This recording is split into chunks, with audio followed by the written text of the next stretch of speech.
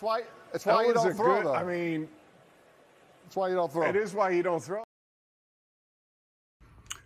On 3rd and 3 from the 5, the Eagles ran this play last night.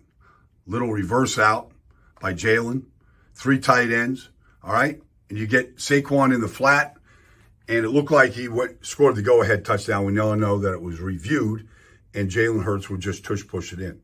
So on 3rd and 3, with 1:46 to go, do you run it and take the clock under a minute before the field goal attempt if you don't make it, if you run it? But we now know that if you do throw it, bad things can happen. You can drop it. All kinds of things can happen. The ball can get batted down, can be intercepted. All those things can happen. So if you decide that you're going to run the exact same play from the same formation that you ran earlier, that's a good play. No question about it, but this can happen. I'm not putting this on Saquon at all. I just think you should take, and if you want to say, okay, they're going to junk it up in the middle, I don't know. I still like Lane and Mackay and Juergens and Dickerson and Mulata. I still like my chances right there to run it. I just do. 3 tight ends.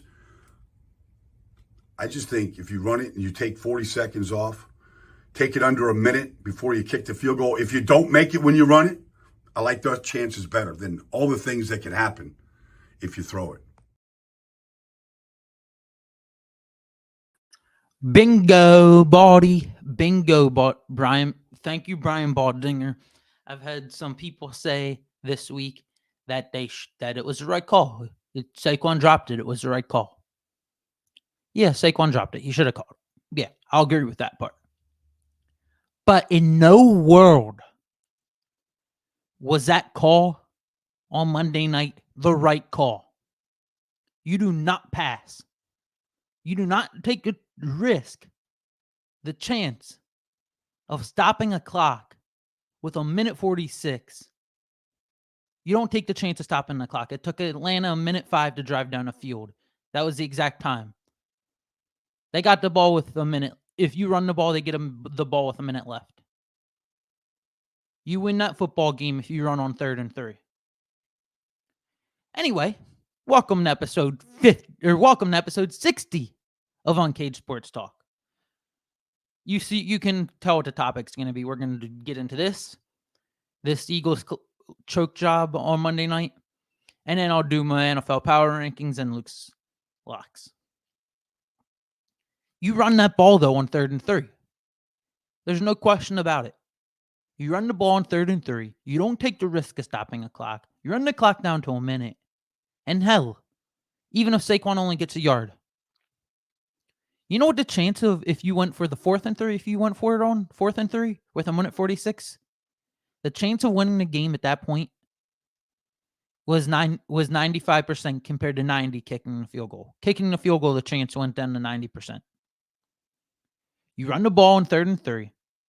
Worst case scenario, 4th and 2. Worst case scenario, 4th and 2 with a minute left. I'm taking my chances. I'm not even kicking a field goal because you kick the field goal. It gives them the ball at the 30.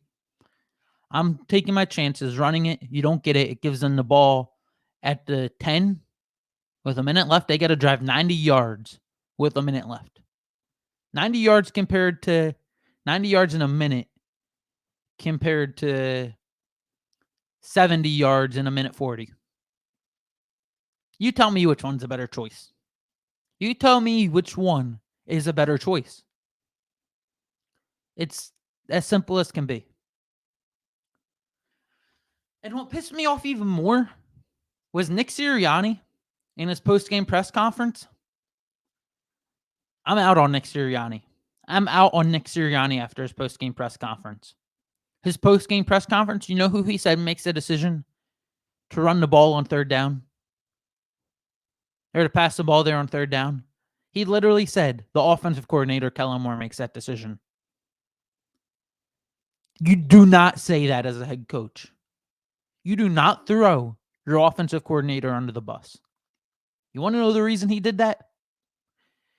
The first sign of trouble, he threw his offensive coordinator under the bus because he had power taken from him this offseason. He had play calling duties, some offensive play calling duties. some offensive duties taken away from him this offseason. So he got snippy at the first sign of trouble. He got snippy and threw someone under the bus to try to cover his own ass. You do not throw your guy under the bus. When asked who makes that decision, it's as simple as it's a joint decision. It's a collaborative effort. I think Sirianni's the problem in that locker room.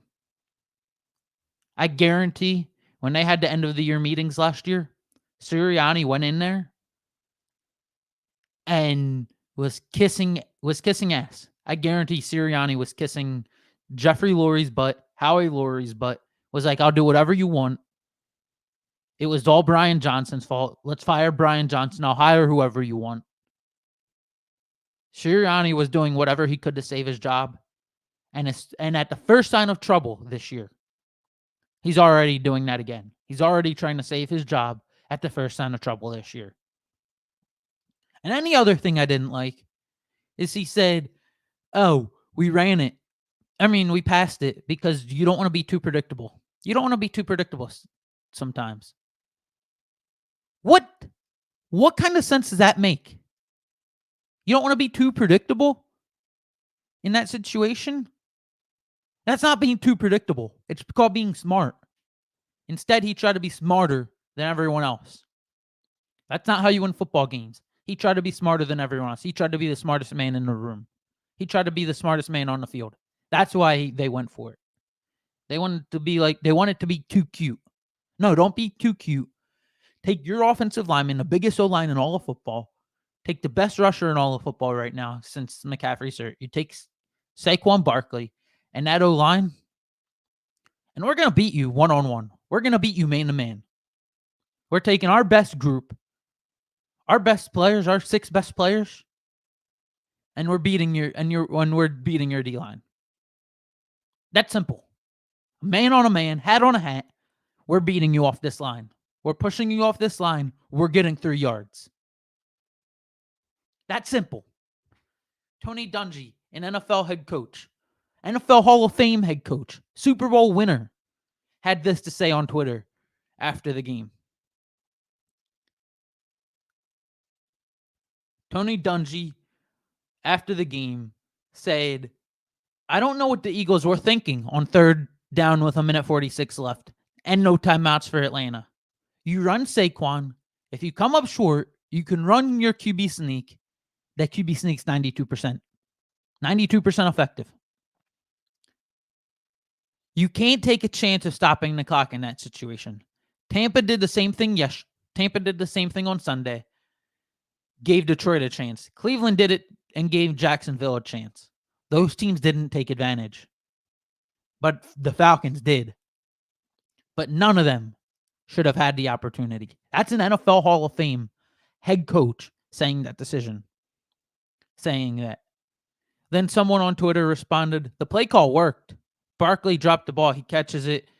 They're praising Kellen Moore. Players need to make plays. This loss is on Barkley. Tony Dungy's response is even greater than his initial thing. And this is what I was telling people. No, if he catches the ball, it still doesn't make sense. The play call still doesn't make sense. You can't call a play on that situation that creates a chance to stop the clock. Same thing Body just said. More risky shit can happen. You can't take a chance of stopping the clock. You've got the biggest O-line in football. If you get it close on 3rd down, you're going to sneak it to ice the game. That's simple. Instead, you try to be too cute, throw a pass, and you take the chance of stopping the clock, which is what happened. And Saquon, I actually saw a stat, has the most drops of any running back since 2021. Another reason not to pass to him in that situation. You don't pass to him. You paid him $12 million to run the ball, not catch the ball. You paid him $12 million to run the ball. Who do you trust more? Saquon the running back or Saquon the receiver? I know for damn sure I trust Saquon the running back all day long to get 3 yards, especially with the biggest O-line in football. especially with Lane Johnson, Jordan Mailata, Landon Dickerson, Cam Jurgens, Mekhi Becton, Dallas Goedert blocking. You had three tight ends in. I trust that a lot more than Saquon catching the ball. Run the ball, get 3 yards. I don't care if they're junking it up. I trust Saquon Barkley to run the ball. Stop trying to be too cute. And for people blaming Hurts, sure, that pick was a bad pick. But that's not on him. That game's not on him. He's the only reason we were in that game. His receivers could not get open all night. All night, his receivers couldn't get open. We're going to struggle till week 6. We're going to struggle these next 2 weeks. We got the bye week 5, but we're struggling the next 2 weeks while A.J. Brown's hurt. Jahan Dotson, there's a reason Washington got rid of him.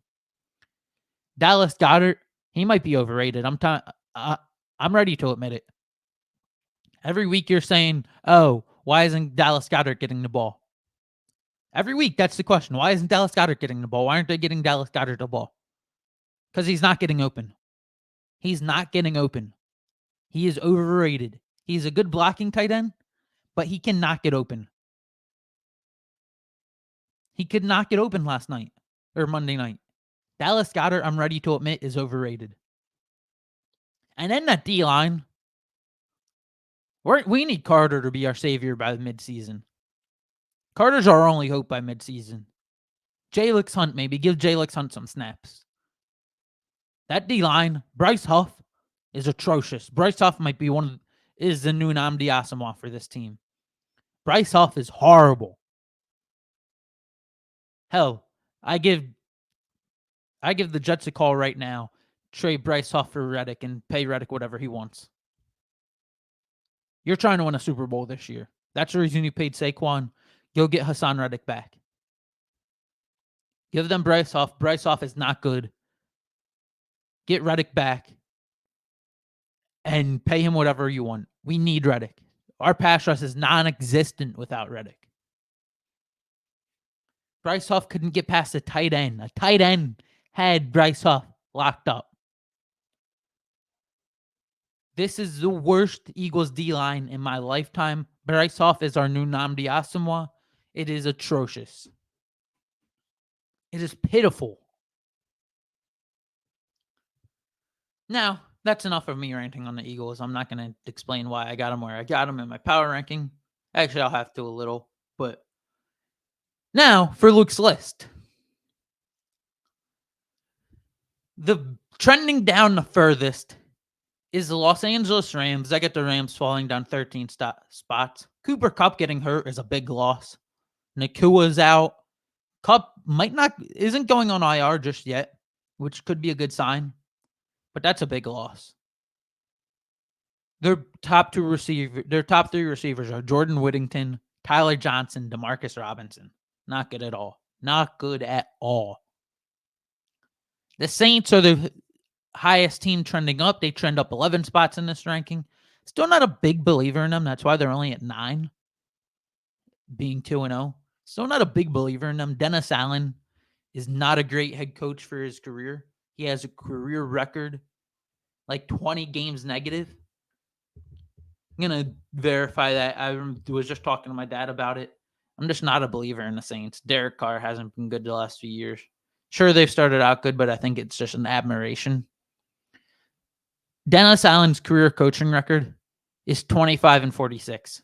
That would be good for 6-11 in a 17-game season. That's not a good head coach. That's fireable. So their 2-0 start, I think, is an admiration. Sure, I love that they whooped on Dallas, but I think it's an admiration. The Cowboys come in at number 10 on Luke's list this week. The Cowboys, mediocre offense. Defense, the reason it went off of a week ago was just because we're going up against Deshaun Watson, and Deshaun Watson can't process right now. At least Derek Carr can process. The Cowboys coming in at 10.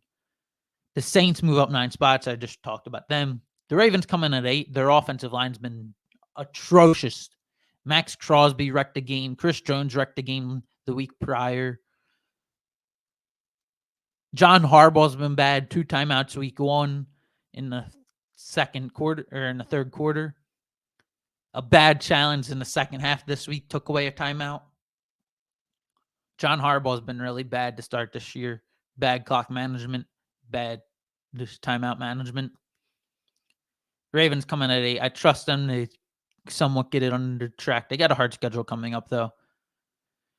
Eagles coming at number 7. Just talked about them. I still believe in Jalen Hurts.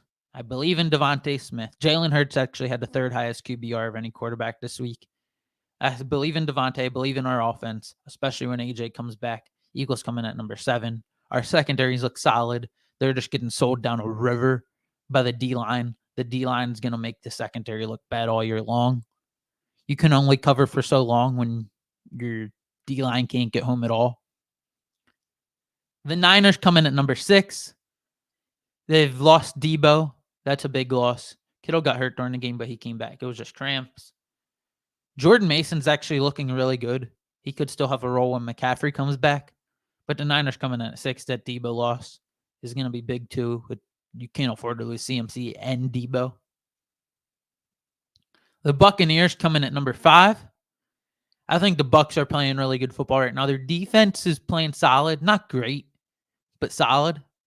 And their offense, Godwin's playing at a great level again. Mike Evans is doing Mike Evans things. You got Baker Mayfield, who's having a career year so far. Rashad White and Bucky Irvin, a good 1-2 punch there. Good solid punch there in Tampa. Tampa can make some noise. I think Tampa can make some noise this year. They're at number 5 in my rankings. Now, they did beat Detroit, but I still got Detroit at number 4. I think the Lions, they'll come around. The offense will start to get clicking. The offense is not clicking on all cylinders yet, but they will be clicking on all cylinders eventually. That's too good of an offense not to. Lions coming at 4. Bills coming at number 3. Bills look great against the Dolphins. Had a great showing against the Dolphins. Losing Stephon Diggs didn't really affect them too much. Khalil Shakur's look good. I think Keon Coleman will come into his own as the year goes on. The Bills will be fine without Stephon Diggs in the post-Stephon Diggs era. The Texans coming at number 2. The Texans at number 2, I think, is a really good spot. That offense, that's going to be a hard offense to stop. I talked about it last week. They're going to be just a hard offense to stop. All year long, they're going to be very hard to stop. CJ Stroud's really good. Could be an MVP candidate this year. They're going to be a hard offense to stop all year long. The Chiefs come in at number 1, partly because of the refs, but I actually think it was a decent call. They did get away with a holding, though, that would have offset it. Like a blatant holding that would have offset both flags. Replay the down. 4th and 16 again. But the Chiefs are number 1. Mahomes and Andy Reid. Until proven otherwise, they're number 1. Now, for Luke's locks this year, 81-53. We've had a bad start to the year, but we just want to get to a 60% clip. We're still at a 60% clip overall with that 81-53 over the last 2 years. I get the Browns -6.5. The Texans -2. Eagles, let me explain why. Browns -6.5. I like that matchup with the Browns against the Giants. I think the Browns are going to run all over the Giants. I think they're going to look good this week. I think they win by about 10. I think it's a good matchup for the Browns. Texans -2 against the Vikings. Sam Darnold's look good, but I think the Texans offense is going to be too much for the Vikings to keep up with. Texans -2 is a good pick here. I like the Eagles +3. I like Eagles getting points this week. 2 days removed from being pissed off. I explained with the Saints. I think it's their start's an admiration. I could be proven wrong. I wouldn't be shocked if I'm proven wrong. But I like the Eagles +3 this week. I like Hurts to bounce back this week and the Eagles +3 against the Saints. The Buccaneers -6.5 against the Broncos. I think the Bucs are going to win by at least 2 possessions. Win by 13+. I think that's the easiest lock this week, -6.5. And then another lock, even without Debo. I like the Niners -7 against the Rams. The Rams are banged up. Most injured team. They've been bitten hard by the injury bug. They need some bug spray the way they've been bitten by this injury bug. Niners -7 against the Rams on Sunday. That'll do it, though, for this episode. I was about to say for this episode of Luke's Locks, but that'll do it for this episode of Uncaged Sports Talk. Thank you for tuning in. Thank you for listening to my rant. I also want to let you all know to head and visit my friend Dane the Man Stanley at Sheridan Nissan, where they will hook you up with a new car. Let them know Luke's Rank and Uncaged Sports Talk sent you. And go give my friend Scrubber Steve a view on Instagram. And if you need any cleaning services, give him a call. And one more thing before I sign off. Tune in to 105.7 The Fan on Friday. I will hopefully be able to get some on-air time. I'll be producing a show for the second straight week with Melissa Kim. She said I'd be able to talk if I want, be able to give some 2 cents at points throughout the show. So, tune in to 105.7 The Fan on Friday from 7 to 9 for Ravens Lockdown. Going to talk about some Ravens football this week. Talk about Ravens Cowboys. It's a good week for me to be able to talk about it. Going to be a good week. Tune in next week for episode 60 of Uncaged Sports Talk.